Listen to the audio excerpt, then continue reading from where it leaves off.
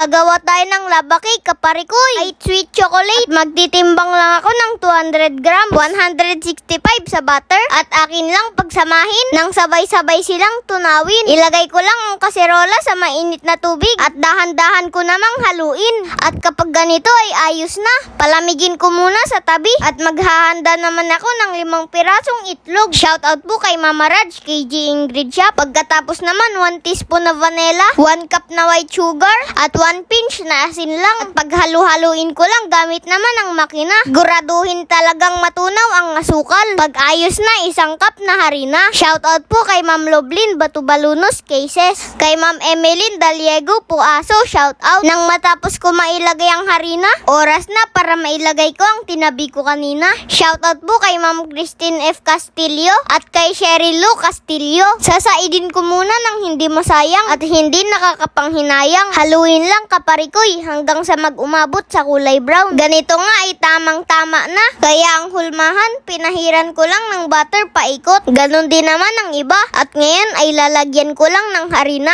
Paikot din yan. Isa itong paraan para madali siyang matanggal. Sabay itaktak ko lang para hindi kumapal ang harina. Ibuhos ko na ng dahan-dahan. Hindi masyadong punuin at lagyan ng pagitan. Nang hindi lumagpas pag ito ay naluto na. Pag ito'y makumpleto, palamigin sa rep ng 10 minuto. At pag umabot na sa oras, 180 Celsius ang init, 10 minutes ang cooking time. Ito ay saktuhan at hindi magkukulang. At wala nang hahanapin sa tamang ikaw. Isarado at pagtunog ay luto na. Lain ang makita ko na. At ngayon ay nakita ko na maaliwalas na pag-asa.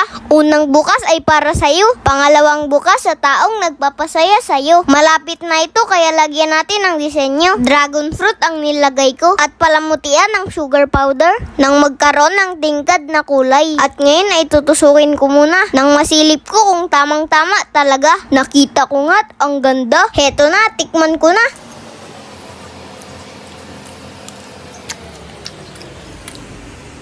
Baling lami ah.